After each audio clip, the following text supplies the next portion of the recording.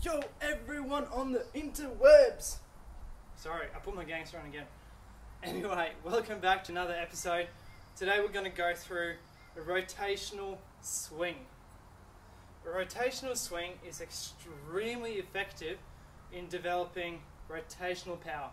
Think about a baseball player that has to rotate coming through. As an example, in your programming as your main power move, other than Olympic weightlifting, you could use a rotational swing. But again, you have to master the swing and the one-arm swing to start with, okay? But this is where things become a lot more fun, and when you master a rotational swing, you can start to catch and swap around and do all sorts of fun stuff. But for now, this is a really good starting point, okay? So your setup is a bit different. If I'm going to rotate and swing to my left side, I have my right foot pointed at almost a 45-degree angle. So it's not backwards, but it's out about 45 degrees. My left foot, the side where I want to swing to, is pointed almost straight ahead. And that's your setup. If I have my feet pointing straight ahead and I start to rotate, the likelihood of me injuring my spine due to overuse and too much torque being put on it is a lot higher than if I rotate my hips and I cause simultaneous rotation and drive from my hips all the way up through my torso. So don't have your feet pointing straight ahead. So I got my setup. I'm going to show you the movement. So we're going to start with the bell towards your back leg. I now want to swing towards my left side. That means that my right side is my back leg and vice versa. If I want to swing to my right side, my left leg is my back leg. So from here, I want to start with the bell down on my right side. I'm going to place the bell there, nice and easy.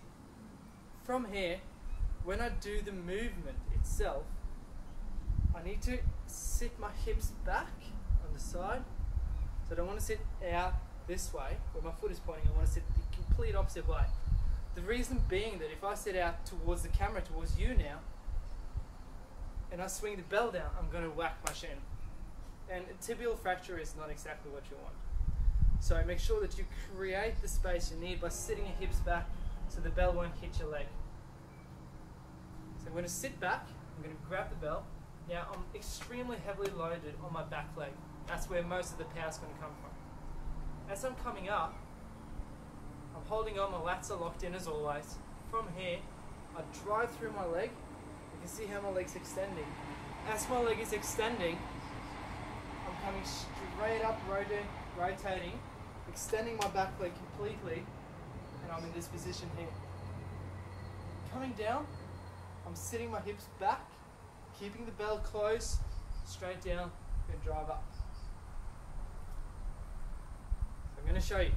This is a 16 kilo bell, and the weight isn't as important here. Make sure that when you train for power, make sure that you can move the weight as fast as you can.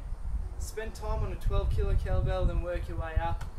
Whenever you get to a 20 or 24 kilo bell, I can guarantee you that you're going to feel a significant change in your power development. So from here, I'm set up properly. I've got the bell on my back leg. I'm going to reach down, place the bell a bit further back, drive up, come down, up.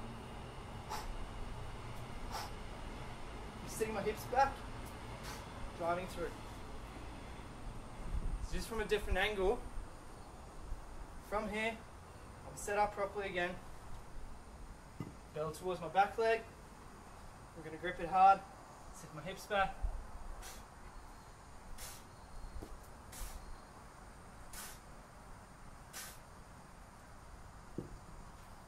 And that, my friends, is a rotational swing. Extremely good for power development. Give it a go. Let me know how you go. If you have any questions, I trust I'll hear from you. See you next week.